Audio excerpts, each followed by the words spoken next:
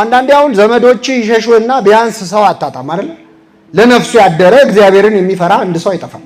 ግን ሰው እንኳን አጣየ ሰውዬ አጠገቡ የሚሆንለት ዝምድናው ቀርቶበት ብቻ እዛ ውሃ ውስጥ ገፍትሮም ቢሆን የሚጥለው አንድ ሰው አጣ።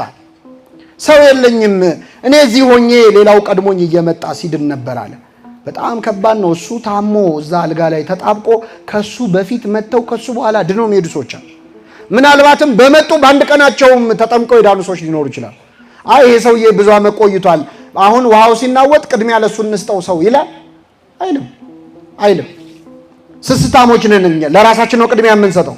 ስለዚህ ሰው የለኝም አለ። ለክርስቶስ ይህን ያለው ለምን መሰላችሁ? ሲያየው የ31 ዓመት ጎልማሳ ነው ጌታ። ስለዚህ ምናልባት እሱ እዚህ ጸንቶ ከቆየ እሱ ራሱ ውሃ ውስጥ ይጨምረኝና እድናለሁ፣ አለዚያም ብዙ ሺህ ተከታይ ስላለው ከተከታዮቹ አንዱን በላንተ እዚህ ቆይና ይሄ ሰውዬ ውሃው ሲናወጥ ጠብቀ ገፍትረ ከተተው እና ይፈወስ ይልልኛል ብሎ አስቦ ሰው የለኝም አለ። ክርስቶስ ይህን ጊዜ ምን አለ? ተነሳና አልጋህን ተሸክመ ሂድ አለው። ያን ጊዜ ያ ሰው ወዲያውኑ ዳነ፣ አልጋውን ተሸክሞ ሄደ ይላል። እግዚአብሔር የተመሰገነ ይሁን። ክርስቶስ ምኑን አሸክሞ ላከው? አልጋው። ለምን ላከው? አንደኛ የፈወስኩ በነፃ ነው። ይሄ ሰውዬ ምንም ንብረት የለውም፣ ብቸኛ ንብረቱ ምኑ ነች? እሷንም ይዛሃት ሂድ አለው። ስለዚህ በነፃ ነው የፈወስኩ ነው አንድ በሉ። ሁለተኛ ይሄ ሰውዬ የተፈወሰበት ፈውስ ወይም ታምራቱን ጽናት ታምራቱን ለማሳየት ነው። አንድ ሰው 38 ዓመት በሽታ ላይ የነበረ ሰው ሲድን ወዲያው ተነስቶ አልጋ መሸከም ይችላል? አይችልም። ትንሽ እስኪያገግም ያዞረዋል። ትንሽ መለማመድ፣ እግሩም ብዙ ዓመት እንትን ስላለ ትንሽ ይታሻል። እና ሐዋርያ ጌታ ይህን ሰውዬ ሲፈውሰው ቆይ መጀመሪያ እግርህን ታሽተ ብሎታል። ተነሳና አልጋህን ተሸክመ ሂድ አለው። ፈወሰው። ያለ ቀሪ ያለ ተረፈ ደዌ የቀረ በሽታ ሳይኖር እንዳዳነው ለማሳየት ያንን ሰውዬ አልጋውን አሸክሞ ሸኘው። ያለ ምንም ጉድለት የሚፈውስ አምላክ እንደሆነ የሚያሳይ ነው። ሌላው ግን ይህ ሰውዬ ዘመድ ወዳጅ ባጣባት 38 ዓመት ሙሉ በተሰቃየበት ዘመን 4 እግር እያላት ጥላው ያልሄደችው ዘመዱ ማነች? አልጋው ነች። ሰው ሁሉ ጥሎት ሲሄድ እሷ ያልሄደች በእርግጥ የምትሰማ አይደለችም። አልጋው ግን ብቸኛ ዘመዱ ነበረች። ስለዚህ በተራ ተሸከማት አለው። የተሸከመችህን አልጋ በተራ ምን በላት? ተሸከማት። ክርስቶስ የተሸከሙንን በተራ እንድንሸከም ይፈልጋል። እዚህ መሃል ሁላችንም የሆነ የተሸከመን አካል አለ። ወላጆቻችን አልተሸከሙንም? ተሸክመውናል። የተሸከሙንን እንድንሸከም ይፈልጋል እግዚአብሔር። ወላጆች እንዴት እንደተሸከሙን አስታውሱ። ሕፃን ሆነን መንቀሳቀስ በማንችልበት ጊዜ፣ በአግባቡ መብላት በማንችልበት፣ መጠጣት በማንችልበት ጊዜ፣ በአግባቡ ሄደን መጸዳዳት በማንችልበት ጊዜ እንዴት ባለ ትዕግስት ነው ያሳደጉን ወላጆቻችን። ካደክ በኋላ የሆነ ሰዓት ወላጆችን ደግሞ የመሸከም ጊዜ ይኖራል። መጦር ብቻ አይደለም፣ ጠባያቸው ሊለዋወጥ ይችላል፣ ሊያስቸግሩ ይችላሉ። አይ በቃ ይላል አንዳንድ ልጅ፣ ልክ አለው ለሁሉም ነገር ይላል። ሕፃን ሆነ እኮ ልክ አለው ለሁሉም ነገር ብለው እኮ አላባረሩ፣ ታግሰዋል፣ ተሸክመዋል። የተሸከመችንም ቤተክርስቲያናችንን መሸከም ይጠበቅብናል። እችን ሀገር እኮ ቤተክርስቲያን ተሸክማታለች፣ ታውቃላችሁ። እንዴት አድርጋ ነው የተሸከመችው ካላችሁ፣ ለረጅም ዓመታት የትምህርት ሚኒስቴር የነበረችው እኮ ቤተክርስቲያን ናት። የትኛው ኬጂ እና የትኛው ትምህርት ቤት ነው ኢትዮጵያን እዚህ ያደረሳት? ማን በሰራው ፊደል ነው እዚህ የደረስ ነው የምንግባባው? ለብዙ ዓመታት የትምህርት ሚኒስቴር ሆና ካሪኩለም ቀርጻ ኢትዮጵያን ተሸክማ የኖረች ቤተክርስቲያን ነች። ግን ኢትዮጵያ በተራዋ ተሸክማታለች ለማለት በጣም ያስቸግራል። ባይሆን ማገዶ እያረገቻት ነው። አልጋውን ሰባብራ ብዙ ነገር እያረገች ነው የተሸከመቻትን ቤተክርስቲያን። ሀገርም እንደ ሀገር የተሸከመችን ውለታ ዋለችልን ብሎ እግዚአብሔር ሰው ሁሉ የተሸከመውን እንዲሸከም ውለታ ከፋይ እንዲሆን ይፈልጋል እግዚአብሔር። ስለዚህ ተነሳና አልጋውን ተሸክመ ሂድ አለው። ያ ሰውዬ ወዲያውኑ ዳነ፣ አልጋውን ተሸክሞ ሄደ ይላል። በነፃ ማዳኑንም የሚያሳይ ነው። ሌላው መቼ እዚህ መሀል ወጣቶች ናችሁ፣ ወንጌል ሁል ጊዜ ለእኛም ጭምር ነው። አንዳንዴ ይሄ ሰውዬ 38 ዓመት ሙሉ እድናለሁ ብሎ ሲጠብቅ የነበረው በጠበሉ ነው። ከዚያች ጠበል ውጭ ሌላ መዳኛ መንገድ የለም ብሎ ነው የሚያስበው። ሌላም ቦታ እንዳይሄድ በእርግጥ እግርም የለውም አይደለም፣ መሄድ አይችል እና አንዳንድ ወጣቶች ትምህርት ተምረው ተመርቀው የሆነ ነገር ሰርቲፊኬት ኖሯቸው የሚጠባበቁ አሉ። በህይወታችን ውስጥ የሆነ የምንጠባበቀው ጠበላል እንዲፈውሰን ማለት። ተማሪው ሲቪውን ያስገባና እስኪደወልለት ይጠብቃል ቁጭ ብሎ።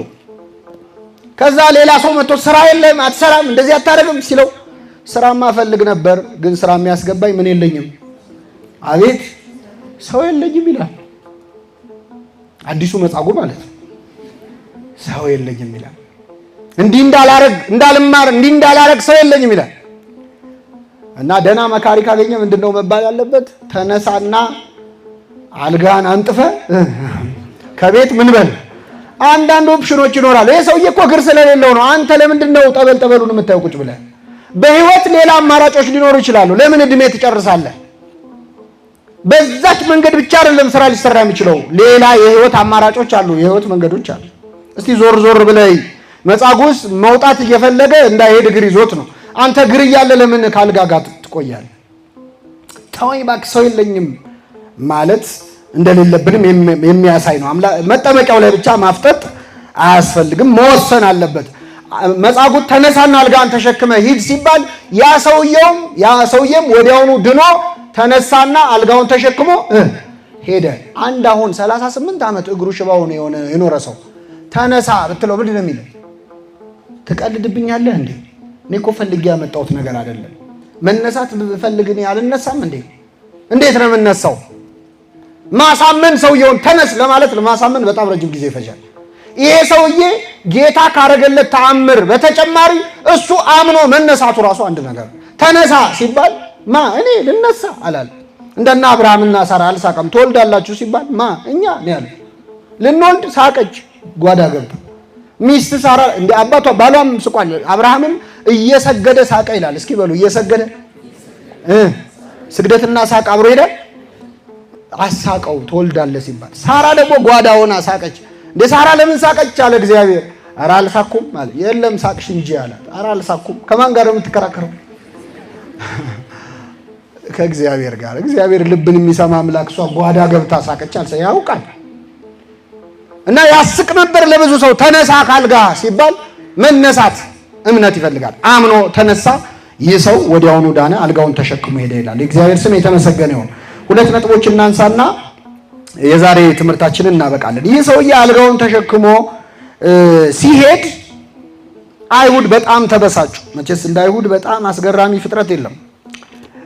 አልጋውን ተሸክሞ የሄደበት ቀን ሰንበት ነበረ። ምን ነበረ? ሰንበት። ያም ቀን ሰንበት ነበር። ስለዚህ አይሁድ ይላል የተፈወሰውን ሰው ሰንበት ነው አልጋ ልትሸከም አልተፈቀደልህም ማለት። እስቲ እግዚአብሔር ያሳያችሁ።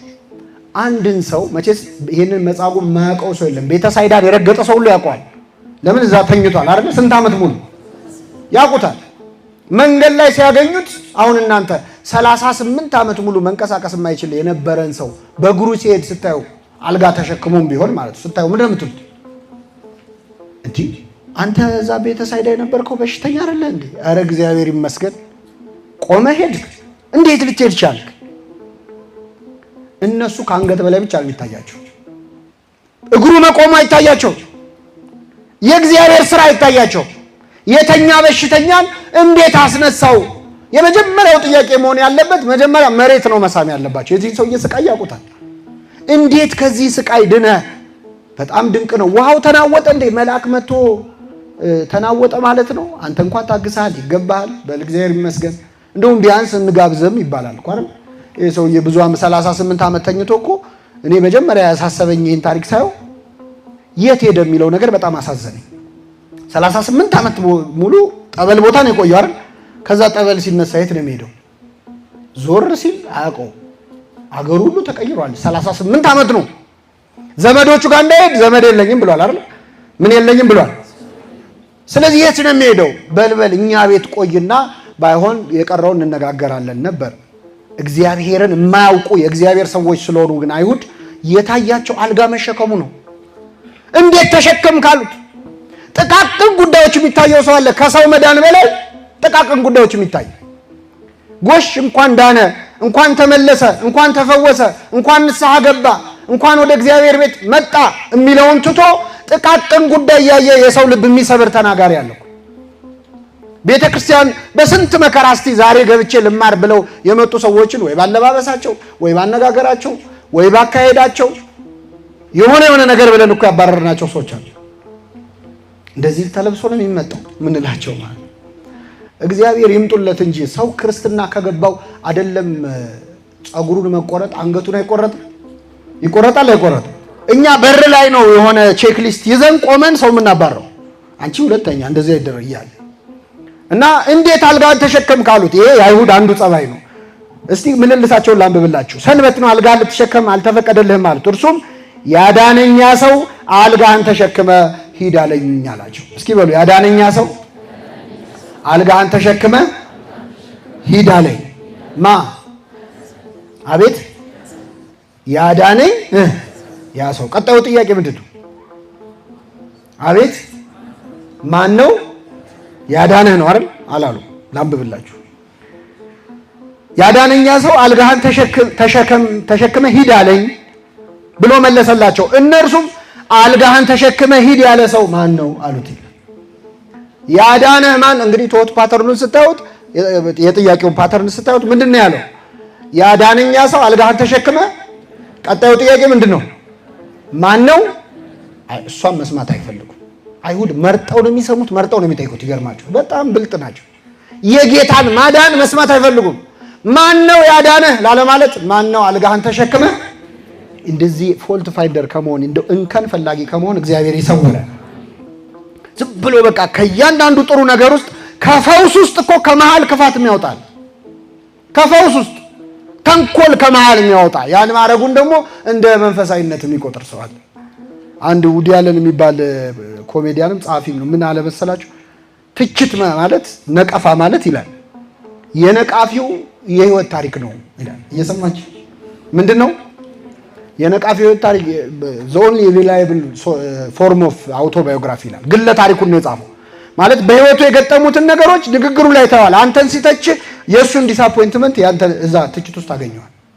እና አይሁድ የዚህን ሰውዬ ፈውስ ማመስገን ሲገባቸው አልጋን ተሸክመ ያለ ሂድ ያለ ማን ነው አሉት። ያም ሰው ይላል ብዙ ህዝብ በዛ ስፍራ ነበሩና ኢየሱስን ፈቀቅ ብሎ ነበረና የፈወሰው ማን እንደሆነ አላወቀም ይላል። ያዳነንን ካለማወቅ በቸርነቱ ይሰውረን። ህዝብ ብዙ ስለነበር አላወቀውም ማለት አንዳንዴ ግርግር ክርስቶስን ይሸፍንባል። ሆያ ሆዬ ክርስቶስን ይሸፍንባል። ሸፈነበት፣ አላወቀም ማን እንደፈወሰው አላወቀም ይላል። ክርስቶስም ወቀኝና ላድና አለ ማለቱን እዚህ ላይ ማድነቅ አለብን። አልጋህን ተሸክመ ሄድ አለው።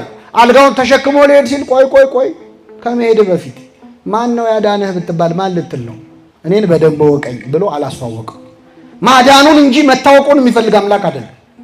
እኛ ብንሆን ለክሬዲቱ ነው የምንጨነቀው።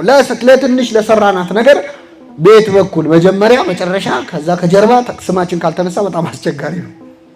አምላካችን ግን አድኖት ሂድ ብሎ ትቶት ነበር፣ አላወቀውም። መጨረሻ በመቅደስ አገኘው ይላል። እቺን ቃል እኔና እናበቃለን። በምን አገኘው?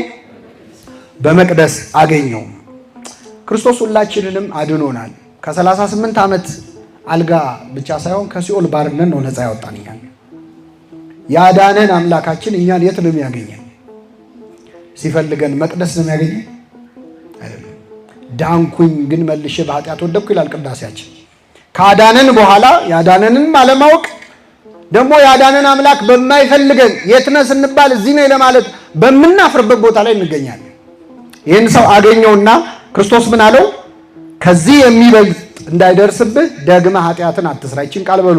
ከዚህ የሚብስ እንዳይደርስብህ ደግመህ ኃጢአትን ምን አትበል አትስራ። እግዚአብሔር ደግመን ኃጢአት እንዳንሰራ ሁሉ የሚጠይቅ አምላክ ነው። አሁን ሁላችንም የቻልነውን ያህል የመጣልንን ያህል ውስጣችን ያሰኘውን ያህል ኃጢአት ሰርተናል። እግዚአብሔር ምን እንደሚፈልግ ታውቃላችሁ? ከዚህ በኋላ የሚብስ እንዳይደርስብህ ደግመህ ምን አትበል ኃጢአትን አትስራ። እስቲ ይብቃ። አሁን አንዳንዴ ልጆች ውሃ ሲጠጡ አይታቸዋል። ሊሚት የላቸው፣ ዝም ብለው ይጋታሉ። እንትኑ ደስ ይላቸዋል። ይሄ የውሃው መንቆርቆር ደስ ብሏቸው ይጋታሉ። ምን ትሏቸዋላችሁ? እንደዛ ሲሆን በቃ እግዚአብሔር ኃጢአትን እንደ ውሃ ስንጠጣ የሚለው ምን መሰለህ? በቃ እስቲ የስካው ያለፈው ዘመን ይበቃቸዋል። የአሕዛብን ፈቃድ ያደረጋችሁበት በዝሙትም በመዳራትም የሥጋ ፍላጎትም በመከተል የሄዳችሁበት ያለፈው ዘመን ምን ይላል? ይበቃል። እስቲ ደግመ ኃጢአትን አትስራ። አሁን በሰራው ኃጢአት የምታፍር የምትሸማቀቅ ከሆነ እግዚአብሔር አንድ ነገር ነው የሚለው፣ እስቲ አትድገመው። እሺ አንዴ አድርገዋል አይደል? በቃ እኛ ግን አንዴ ገብቼበታለሁ። አሁን ልክ ጾም ላይ ለምሳሌ ሰው ተሳስቶ የሆነ ነገር ይበላል አይደል? ውይ ገደፍክ ብሎ ወሩን ሙሉ ይበላል። ግን እግዚአብሔር ምን እንደሚፈልግ ታውቃለህ? አንዴ ጎረስካል፣ በቃ ደግመህ እንዳጎርስ ነው። ገብቷችኋል? እዛው ላይ አቁሞ ኃጢአትንም እስካሁን የሰራው ጥሩ አይደለም። አዎ ያዝናል። ግን እስካሁን አንዴ ገብቼበት ሰው እሳት እጁን ቢያቃጥለው ገብቼ አንዴ ከተቃጠልኩ አይቀር ብሎ ልብሱን አውልቆ ይገባል? የቀረው አካሉን ይጠብቃል። ስለዚህ በኃጢአት የተቃጠለ ማንነታችንን ለጊዜው ይብቃኝ ብለን ቢያንስ ከዚህ በኋላ ኃጢአት እንዳንሰራ የሚፈልግ ድጋሚ እድል የሚሰጥ አምላክ ነው። ለሁላችን ይህንን ይስጠን።